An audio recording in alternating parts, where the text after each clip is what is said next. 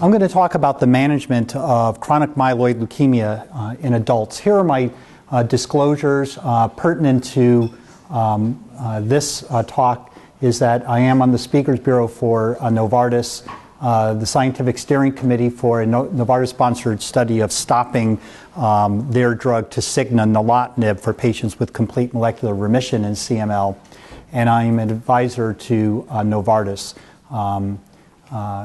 Unlike my children, many companies ask my opinion, which I'm very happy to give them. So I'm an advisor to a number of companies, not really on any specific advisory board, though. So chronic myeloid leukemia occurs in about 5,000 Americans each year in the United States. The median age is 67, which is interesting. If you look at the median age in the 3 clinical trials that have led to FDA approval of ABL TKIs for the newly diagnosed patient, the median age in all 3 of those studies, the IRIS trial, upper 40s, and the NestND and the Decision trials, 46 or 47 years old, about 15 to 20 years younger than the median age in the population. Now, in the IRIS trial, it's pretty easy to explain. The upper age in that study was 70 because many people didn't have the enthusiasm of giving patients over 70 Ara-C and interferon, which was the control arm. But it's likely that in the Decision trial and the NestND trial, which I'm going to go through, the number of exclusions that were common to both trials in terms of cardiac exclusions and other medications that patients are on shifted the median age of the population of the study group from what we might see in our clinics, and something we have to take into account.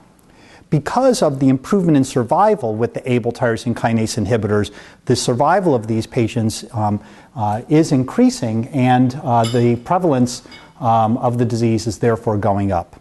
About 50% of patients will present asymptomatic, a routine CBC, and I'll show you an example of that pretty soon. And the other 50% will present with either constitutional symptoms, symptoms related to the splenomegaly, or bleeding and bruising. Even though the white count is very high, signs or symptoms of leukostasis are very, very unusual. Most patients will present in chronic phase, but there will some that will present initially with a blast crisis or accelerated phase of the disease. So we'll talk more about that. What I'm going to do in the next hour is take you through one of my patients that I've seen since I moved down to UAB and have managed, and I think he illustrates a number of very important issues in the management of these patients with chronic myeloid leukemia in chronic phase. So he's a 19-year-old Hispanic man and actually presents to our emergency room with painful priapism. So I just got through saying leukostasis is pretty uncommon, but yet he did present with priapism. Fortunately for him, it resolved with strategically placed ice packs. He didn't need any kind of surgical intervention for that. He had constitutional symptoms on review of systems and really was an otherwise very healthy young man. On physical exam, his spleen tip was 12 centimeters below the left costal margin. His white count was 403,000. He was anemic with a hemoglobin of 7, and he had a thrombocytosis. And when you look at the differential, you see shift to immaturity with neutrophils, bands, myelocytes, promyelocytes, 6% blasts, a lot of eosinophils and basophils. So a hematologist seeing this man with splenomegaly, leukocytosis, thrombocytosis, shift to immaturity, basophilia is going to be 98% certain that the patient has chronic myeloid leukemia. And all they need to really identify then is some evidence of the BCR-ABL fusion by PCR, by FISH, or by cytogenetics showing the Philadelphia chromosome. And in fact, on peripheral blood, we could do and get back the quickest. So in terms of making the diagnosis, we can make it the quickest by fluorescence in situ hybridization.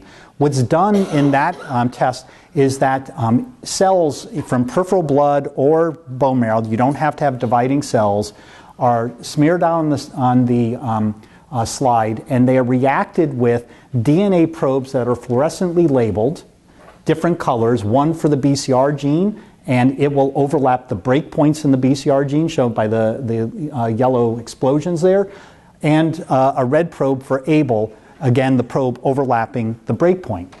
And so when you have an intact ABL gene on the tip of chromosome 9, you'll see the DNA reacting in the nucleus and the intact BCR gene there, but when you have the Philadelphia chromosome form, remember it's a reciprocal translocation, so you get the BCR and ABL fusion on the two derivative chromosomes, and you get a dual fusion signal. So this would be a positive analysis, and right there, you're done. You've actually made the diagnosis of chronic myeloid leukemia. I do recommend that we do PCR at baseline. Now, with the international scale that's now used in most laboratories, and so hopefully you're sending your PCR for BCR-ABL to a laboratory that uses the international scale for quantitation, you do not need a patient-specific baseline in terms of quantity of the BCR-ABL. But I still recommend that you do it because there are some patients who have, I should go back, who have variant breakpoints, and maybe the breakages are not in the more common places in either the BCR or the ABL gene, and the primers that are used in the PCR reaction may not efficiently amplify that variant fusion. And so if you don't do it at baseline and show that it's negative or some low value, you may be tricked later on if you start doing it at 6 months or 12 months that a low value shows response and yet a low value may not be any response. It may be that the patient has a variant fusion. And it sounds crazy, but I've seen a patient like that when I was practicing in Michigan. So they use in this reaction primers that can identify the more common BCR-ABL fusions, and then as a control they use ABL. And so with this they quantify how much BCR-ABL fusion transcript there is, so you're looking at the RNA, or ABL, and you compare them, and that ratio that is standardized is then reported on the international scale, and you can see he had a ratio of about 95.6%. It's usually close to 100% at baseline. But I recommend that we always do a bone marrow biopsy at baseline, and the reason I recommend it, especially in this patient, is I was looking for evidence of accelerated phase, because that might change my therapy for him. So we did a bone marrow biopsy, and by morphology, we didn't see any evidence of accelerated phase, very hypercellular marrow without fibrosis or clustering of blasts. But it did allow us to do the cytogenetic analysis, which showed the Philadelphia chromosome, that he had it, and then the reciprocal derivative 9 of the chromosome 9, a longer chromosome, because most of the long arm of chromosome 22 is moved over to there. But it's the Philadelphia chromosome, the short autosome, that has the BCR-ABL fusion. This allows you to make sure the patient actually does have a Philadelphia chromosome at baseline. So the cytogenetic analysis would be informative for following the patient. And it also allows you to look for other cytogenetic changes in the same clone, which would be sign of clonal evolution or accelerated phase, and he didn't have that. And so what we know about the pathogenesis of this disease then is that CML is due to this fusion of the BCR gene to the ABL gene, and you have most of the coding region of ABL there. So you develop a fusion protein that is now under the control of a constitutively active promoter in hematopoietic cells. So most of the ABL coding protein, a tyrosine kinase, coding region is then made into a protein. It has tyrosine kinase activity, and that event alone is necessary and sufficient for causing CML. Of course, when Brian Drucker heard these reports, he hypothesized that inhibitors of the ABL tyrosine kinase may then change, may be suitable treatments for this disease. I wonder if he ever thought it would be so successful. I mean, yes, a treatment, but these treatments have changed the natural history and outlook of these patients. So even before the ABL tyrosine kinase inhibitors, the history of our treatment for this disease, I think, is informative because it gives us some background upon which we should be thinking about what's important when we treat a patient now.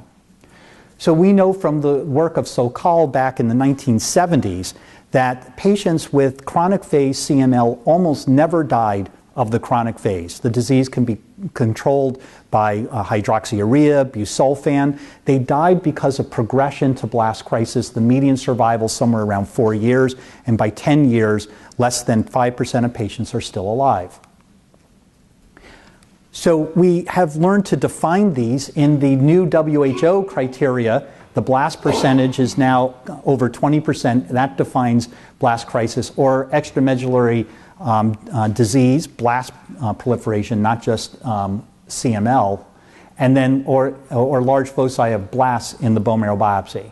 Accelerated phase is this nebulous clinical phase in between chronic phase and blast crisis. One of my mentors, Charlie Schiffer, up in Detroit, used to tell me it's like pornography. He knew it when he saw it, but he didn't know quite how to define it. And that's true of accelerated phase clinically. There have been a number of definitions used. This is the MD Anderson definition that's used.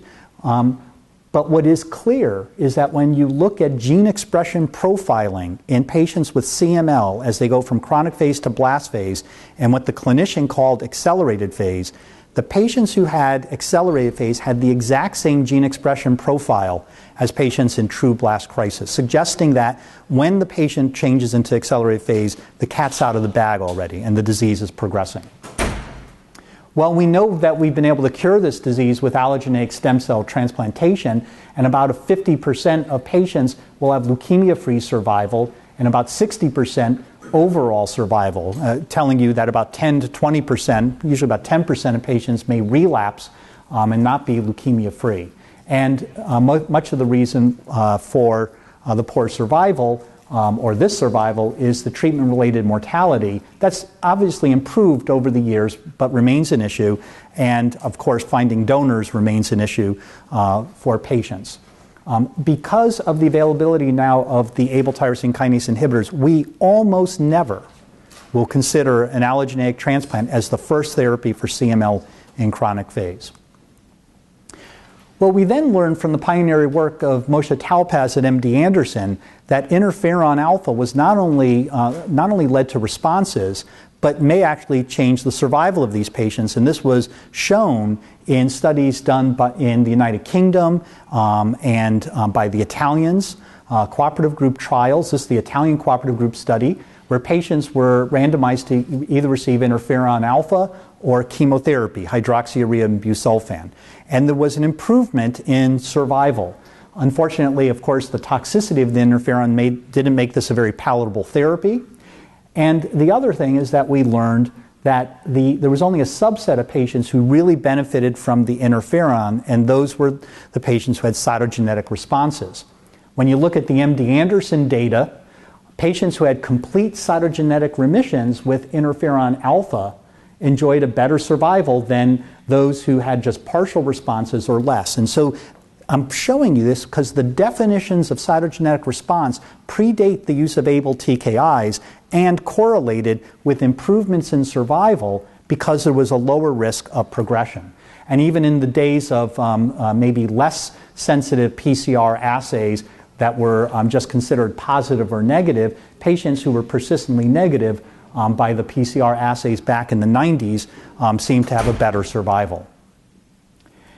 And so no study yet has been shown that patients treated though with Abl tyrosine kinase inhibitors have a better survival than a control group. This all comes from historical comparisons of the survival of patients over the years. And so if you look at, again, this is MD Anderson data, this is the chemotherapy era, interferon era, and then the latest, the Abl tyrosine kinase inhibitor era. So over this period of time, we have learned that deeper remissions correlated with better survival because of a lower rate of progression.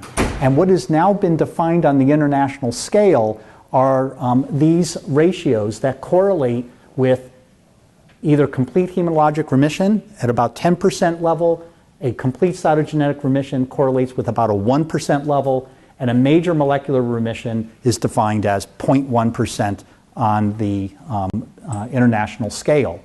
This light blue area down here is meant to show you that below this level, we actually cannot detect the BCR-ABL transcript in clinical samples. And so when the BCR-ABL PCR reaction is negative, the patient may still have a burden of 1 million to 10 million cells capable of relapse or even progression. And here in your handout, in your book, are the definitions of the responses, and I won't go through this in detail.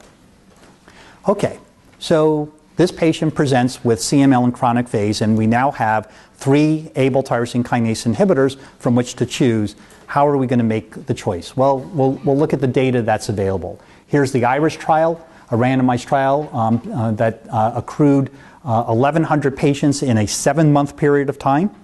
Pretty rapid international trial. Imatinib at 400 daily versus interferon with Ara-C, and there was a crossover for lack of response or intolerance. The reason why this was approved for the imatinib was approved for the newly diagnosed patient in 2002 was based on the 18-month follow-up of this study showing an improvement in progression-free survival with imatinib versus interferon.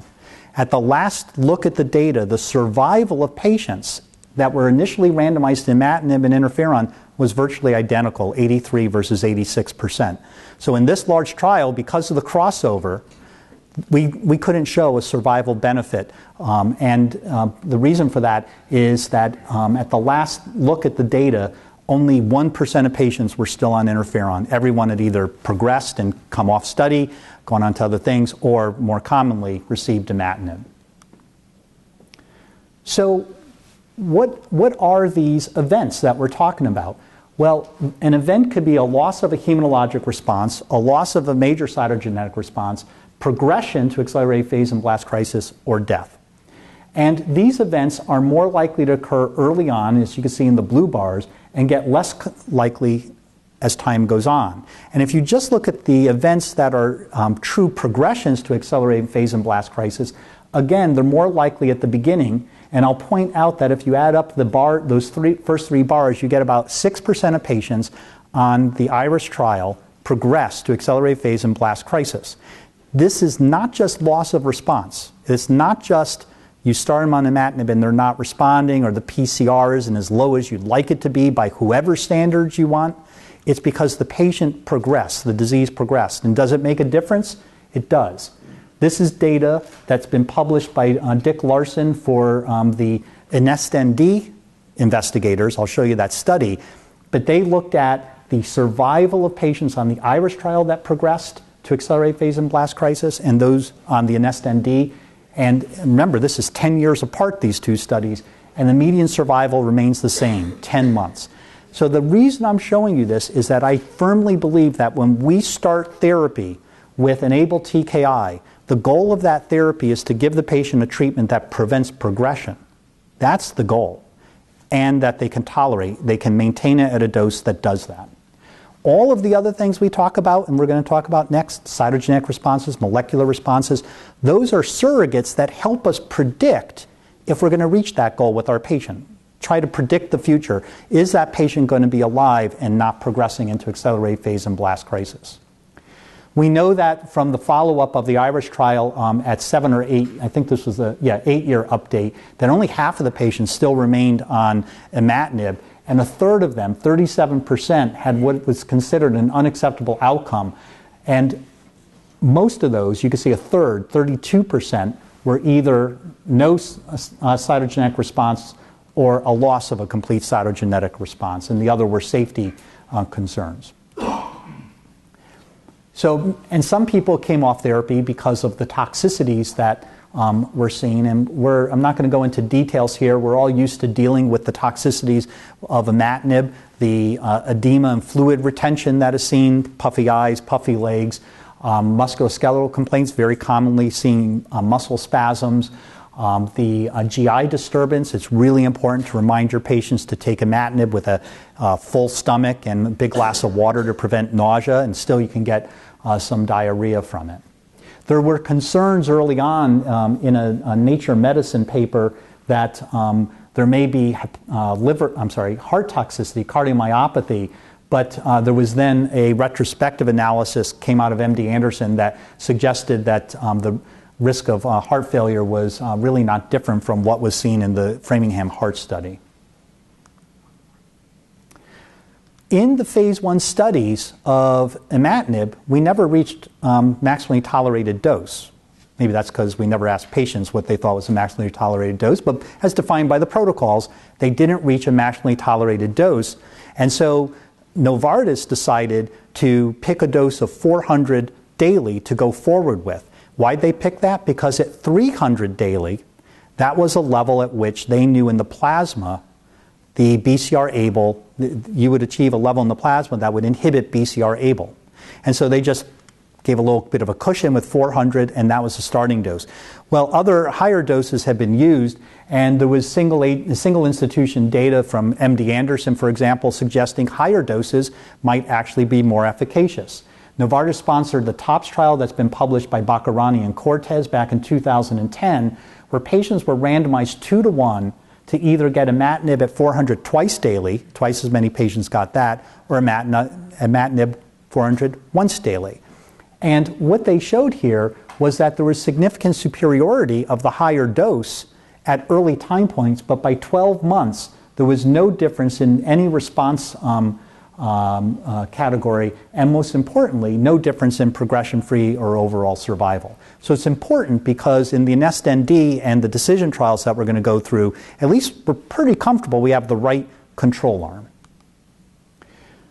So we've had imatinib, and we've all been very comfortable and very happy compared to the days when we use interferon and Ara-C for these patients. But can we do better? Well, it begs the question, what are we trying to do better? Right? I mean, if you're going to do a study of a novel agent and invest a lot of money, what are you trying to improve? I think it's going to be very difficult to improve survival. I mean, we compared imatinib to interferon, and because of crossovers, we couldn't show a difference in survival. And so for me, what's the most important reason for thinking about using another drug over imatinib is if it is better tolerated and more efficacious at lowering the rate of progression. Those are the two most important things to me in choosing a treatment. And so here are the arms of the NEST-ND trial, and I'm going to go into some detail. This is not going to be a promotional view of the study, because if it was a promotional view of the study, you won't see any data on this 400 milligram twice daily arm anymore, because it lost. The FDA felt that this was not the right dose to use because of toxicity. So we're going to look at what the data really says. We have the right control arm, nilotinib at 300 twice daily, and then nilotinib at 400 twice daily. That was the dose that was approved in 2007 for imatinib resistant or intolerant patients. The primary endpoint of the study was major molecular response at 1 year. And at 1 year, there was clearly an improvement in major molecular response between imatinib and both arms of nilotinib. It doubled the major molecular response rate at 1 year. And I'm going to show you later that that was used, that endpoint was used because major molecular response has correlated with lower rates of progression. What's important to me, and distinguishes it from the TOPS trial I showed you where we used the higher dose of imatinib, is that difference remains durable. And so the difference between imatinib and the nilotinib arms really after 5 years, so now I'm showing you the 5-year update. This is, at ASH this year we saw the 6-year update, but this is pretty mature data. We're still seeing a higher major molecular response rate. But that would not be the reason that I would pick one drug over another. I'm going to show you that major molecular remission at 1 year is great for my patients who achieve it. I'm very happy about that, but that I don't think should be our endpoint, our milestone at 1 year, and I'll show you the data for that later. So one of the reasons why nilotinib at 300 milligrams twice daily was chosen was because when you look at progressions to accelerated phase and blast crisis, whether you include clonal evolution or not, there was a statistically significant improvement in the rate of progression or the number of progressions between both arms of nilotinib and imatinib. So this is important to me, okay? Because, and I'm going to be honest with you, why is it important? It's important because 6%, 1 in 5 of my imatinib treated patients are going to progress, and I'm really, those are the patients I'm going to try to prevent from progressing, okay? So that's the population to me that's the most important. So you need to be on a therapy that you can tolerate to do that, okay? But there's a big problem with this data, and it's it's the little things in these reports that you have to really question why they're saying. These are patients on the core treatment. So if you go back to this study, what Novartis wanted to do in the design of the study was to look at whether 300 versus 400 was really different. So if your patient wasn't responding, wasn't meeting milestones like they should early on, and the doctor wanted to go up on the dose, they could do that with imatinib, and patients did get a higher dose. They couldn't do that with nilotinib. They had to stay on that dose or come off study, and the doctor would do something else. And that's what happened. So there were patients who came off study, and what you're seeing here, and this is what's in the promotional material, are the patients who remained on the core therapy. But if you think about it, who are you most concerned about? You're going to be most concerned about the people who aren't meeting milestones, right? So it'd be nice to have all of that data. And that's why it's more important to look at what's presented at our meetings and published now, and that is the progression to accelerated phase and blast crisis any time on the study, including after discontinuation. And that data was collected. And that data was sent to the FDA, and I'm still not sure to this day why the FDA chose to use the patients who remained on the core therapy as opposed to a true intent to treat analysis. So if you look at an intent to treat analysis, you see two things. Both arms were still showed lower rates of progression, but quite frankly, it was the 400 milligram twice daily dose that showed the lower rate of progression. And that kind of makes sense to us. I mean, that's the dose we were using in the relapse setting. Why would less be more? And so I'm truly concerned that we have the wrong dose of nilotinib for frontline therapy. Okay, that's my opinion. Okay, I'm not sure what's going to happen with this because when I treat patients, I still start, as you'll see, with 300 twice daily. But this is interesting to me. It becomes even more interesting when you look at this data that's been published at 3 years and now 5 years. It's the same result. If you look at nilotinib 400 milligrams twice daily in an intent to treat analysis versus imatinib, and you take all deaths, not just deaths related to CML, but look at all deaths, the p-value on that was 0.04. So I really think we have to question if we have the right dose of nilotinib for frontline therapy. It may actually have shown a survival. I mean, I'm not a statistician, but to me, if you're going to argue about p-values and 0.05 is our Bible, is our gold standard, there appears to be an improvement there. Well, how about the other side of the coin? I mean, how about toxicity? In terms of myelosuppression, there was actually less neutropenia with nilotinib than with imatinib, similar degrees of anemia and thrombocytopenia, but you know that there's more lipase elevations, but actually this did not translate into a difference in rate of acute pancreatitis. There's more hyperbilirubinemia, but it's all unconjugated. This is the one we have to be careful about. Hyperglycemia occurs with nilotinib. And we have to be particularly concerned about that because what was shown with nilotinib was a higher rate of events that are categorized as ischemic heart disease, cerebrovascular disease, or peripheral arterial disease. A very busy slide, but if you just look at ischemic heart disease, it was 1.8% versus 3.9% versus 7.5%. Very significant, very important. FDA is very concerned about cardiac toxicity. I will still point out that despite these events, whatever they were, the survival was still superior in the patients who got the higher dose of nilotinib. Well, how about the decision trial? Similar design, take newly diagnosed patients, randomize them between 100 milligrams daily versus imatinib, 400 milligrams twice daily. The primary endpoint of this study, which I'm not showing you, is complete cytogenetic remission rate. And it was higher with dasatinib than it was with nilotinib. By 2 years, actually, though, that was no longer statistically significant. But trying to compare apples to apples here, if you look at major molecular response rate, it's the same thing. There's a doubling of the major molecular response rate at 1 year, and the difference remains, is durable.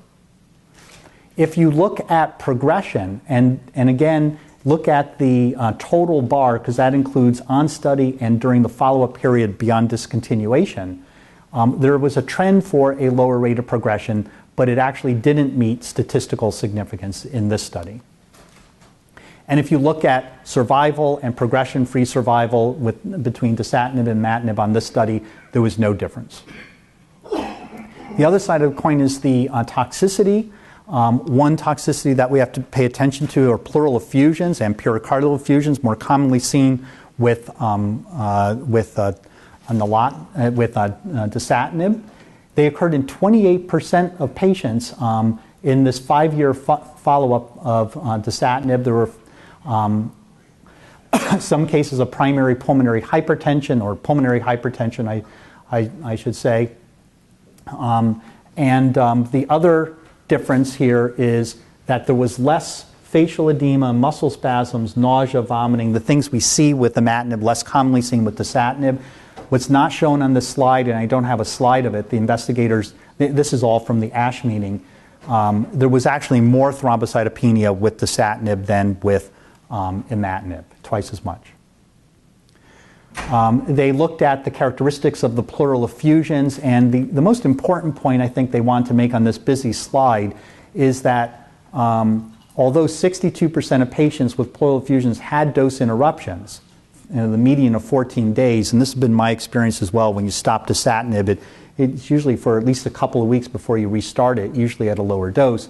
It did not appear the ability of patients to obtain a response. So responses were obtained, but what they don't talk about when they report this data is was there a difference in progressions in people who had the pleural effusions.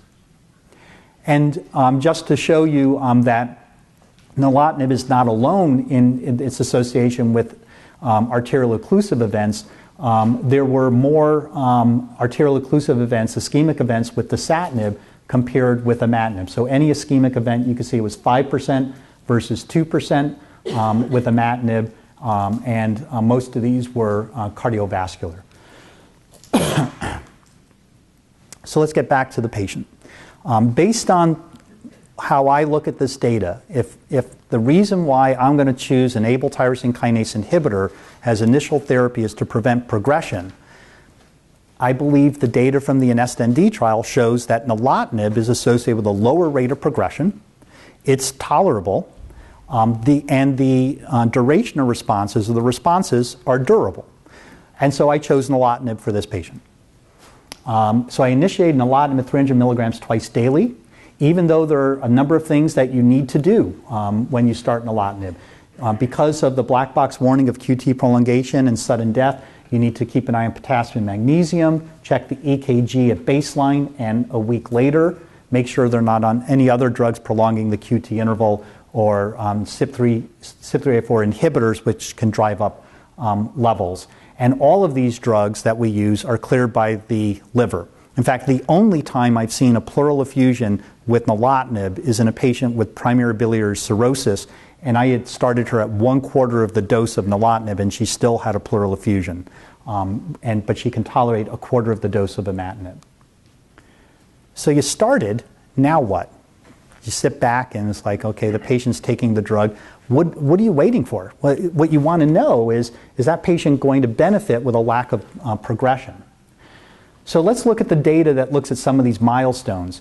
The Hammersmith looked at 282 patients with CML in chronic phase, some on study, some off study, and they looked at PCR cytogenetic responses at various time points. This has been published by Dave Marin for his colleagues in 2012 in JCO. And what they showed was at 3 months, if the BCR Abl to Abl ratio was over 9.5%, they used a receiver operating curve statistical analysis to come up with that breakpoint. We usually say 10% at this point. If the PCR value was over 10% at 3 months, the progression-free survival and overall survival were identical, 57%, and worse than progression-free and overall survival, 93%, for the majority of patients who achieved this. And it's not a small number of patients, 68 out of the 288, it's around 1/4 of the patients. In the INEST-ND trial, they showed that more patients achieved this milestone of a BCR Abl ratio under 10% at 3 months 91% versus 67% with imatinib. The other way of looking at it is 33% failed this milestone with imatinib, and actually their doses could be increased on the INEST-ND trial and were, if I didn't mention that before, versus only 9%. And in this patient that I'm talking about, who has high-risk disease by the SOLCAL score, there's still a benefit in terms of achieving this milestone at 3 months with nilotinib at 300 twice daily versus imatinib. And in the INEST-ND trial, this again translated into a difference in this slide, progression-free survival. Okay, so patients, whether they got 400 a day of imatinib or nilotinib, if the patient had a BCR-ABL ratio of over 10%, they had a worse progression-free survival. It was just that fewer patients had that. Fewer patients had this over 10% with nilotinib than with imatinib. And if you look at overall survival, it's the same. Here's the data from the decision trial. And you could see, again, that more patients achieve this milestone of BCR-ABL ratio under 10% with dasatinib, 84% versus 64%. And this, again, in both groups, those who did not achieve that milestone at 3 months had worse overall and progression-free survival. And so now the 3-month milestone has been incorporated into NCCN guidelines. I'm going to come back to the 12 and 18 months. So at 3 months, we should be checking BCR-ABL. The question is, what if your patient, is that how much time I have? Perfect. Okay. So the question is, what if my patient does not achieve a BCR-ABL ratio of under 10%? It remains over 10%, whatever you have them on. Probably the most important thing you could do something about, and this should be done at every one of our visits with our patients, is evaluate patient compliance, look for financial barriers, look for side effects that are keeping them from taking it. Troubles with the schedule might get in their way. Give them ways of taking the drug better, and look for drug-drug interactions. Remember, dasatinib and nilotinib have lower bioavailability in more basic gastric pH, in a higher gastric pH, and so try to avoid PPIs in those patients. And CYP3A4 inducers will lower effective levels. And you could do mutational analysis. There's very little data to support what they recommend, although it makes sense. If they're on imatinib, you can go up on the dose or you could change to an alternative TKI. They didn't really know what to suggest if the patient was already on nilotinib or dasatinib. And so they said, well, why don't you just check again at 6 months or switch to another one? But there's really no data. It makes sense, but there's no data to support that.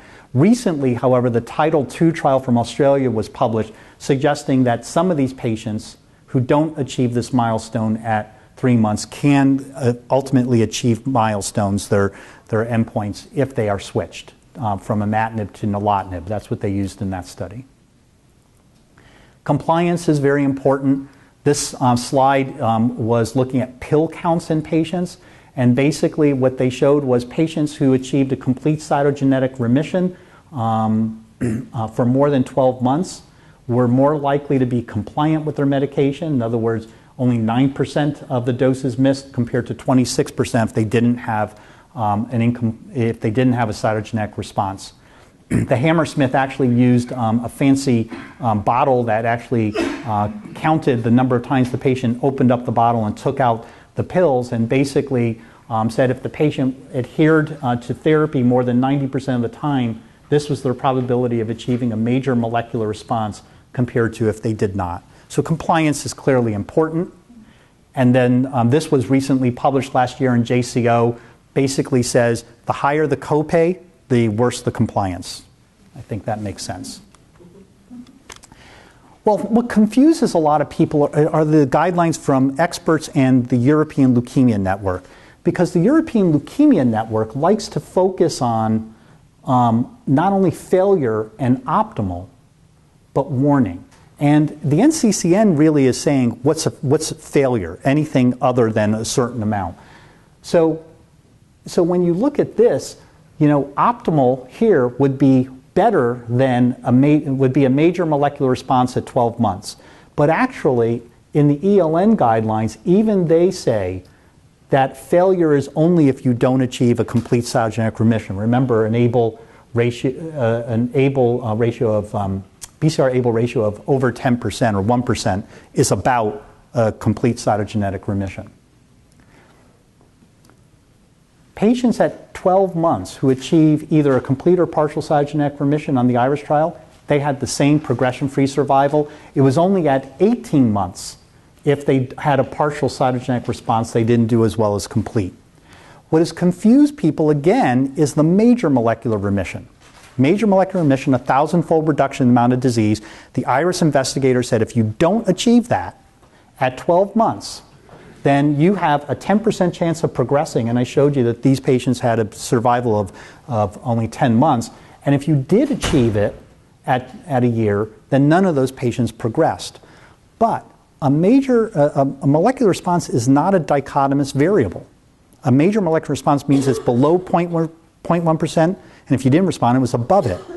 But if you actually look at the IRIS trial data and divide patients by logs, so those with a major molecular response, those with a cytogenetic response but not quite a major molecular response, and then all others, by progression-free survival, if you achieve either of these at 12 months, you do the same. That was not statistically significant. And at 18 months, if you achieve a cytogenetic response less than 1%, but not quite a major molecular response, you still did very well. The reason why major molecular response is important is that the patients at 18 months who did not achieve a major molecular response, but a cytogenetic response, they were more likely to lose their complete cytogenetic remission. But still, 74% of them maintained their cytogenetic remission. So again, for me, what's important is not progressing. And so I'm happy if my patients achieve a complete cytogenetic remission by 12 or 18 months. But I wasn't happy with JR, because JR was very compliant with his medications, took no other medications. I trusted what he was telling me, tolerated it incredibly well, not a single side effect, and the drug was given to him free. And you could see that his level came down to 16%. So the question is, what do you do? Okay, at 3 months, he had not responded to therapy, and because the NCCN guidelines don't tell you really what to do, but I know a higher dose of nilotinib has been used, I went up on the dose of nilotinib. He still hadn't achieved that. So there are 3 other options. They, in terms of second-generation drugs who have failed imatinib, they are all associated with cytogenetic response rates or major cytogenetic response rates of about 50%. They have different toxicities associated with them that are in your handout, so you might use these to help you choose between which second-generation drug you're going to use. But one of the things that could be very helpful is to make sure they do not have a T315I, because those are all confer resistance to dasatinib, nilotinib, and bosutinib. I'm sorry, all of those drugs are resistant in that setting. And there's differential sensitivity to other mutations. I'm showing you ponatinib, the 5th Abl tyrosine kinase inhibitor to be approved. This one is very effective in patients with the T315I mutation. You can see a 70% major cytogenetic remission rate that occurred very, very quickly. It was active also in more advanced phases of the disease. However, it was taken off the market for a few months back at the end of last year because when the FDA looked at the data, they were concerned again by the vascular occlusion rates, a number of different events that they lumped together into arterial ischemic events. It turned out that patients who were counted as having an arterial ischemic event or not had the exact same survival. And this may be dose related, and so this is the risk of cardiovascular events, and so many of us might start at 45 milligrams twice daily, but definitely try to reduce to 40 milligrams daily, 45 milligrams daily, and then reduce to 30 after they respond. Again, no prospective data saying that's the right thing to do, but it's kind of what the recommendation is. Omacitaxine can be used in patients with resistance as well. I'm not going to spend much time on this agent. It's a plant alkaloid given by subcutaneous injection twice daily for 14 days. It has a very low major cytogenetic response rate in these patients, and it's a bit cumbersome to give. I'll just point you to this study. You can look at it sometime. You know, we have patients now who are truly compliant, but have not had even cytogenetic responses with any of the drugs that you've put them on. And I see these patients in my clinic. But they're in complete hematologic remissions. What's interesting to me is those patients are doing better than what we would have expected if this was 10 or 20 years ago and they were getting hydroxyurea or interferon. Maybe it's some kind of selection, I'm not certain, but there is something about, even if a patient does not achieve a cytogenetic response of not bailing completely on the able TKIs, I would keep them on one. And of course the debated issue is, at what point do you consider allogeneic transplant for those patients? So I'm going to finish now with my patient. So when he came back at 6 months, I was not satisfied with his response, and so, but was certain he was compliant and was not having any drug-drug interactions. And so I sent off an able kinase domain mutation analysis, and what I found was a codon 253 mutation changing tyrosine to histidine. And this, if you go back to that chart that I've given you, is a P-loop mutation, and it's more sensitive to dasatinib than to nilotinib. And so I switched him to dasatinib. When he came back for that visit where I switched him, his level, he was already losing a response.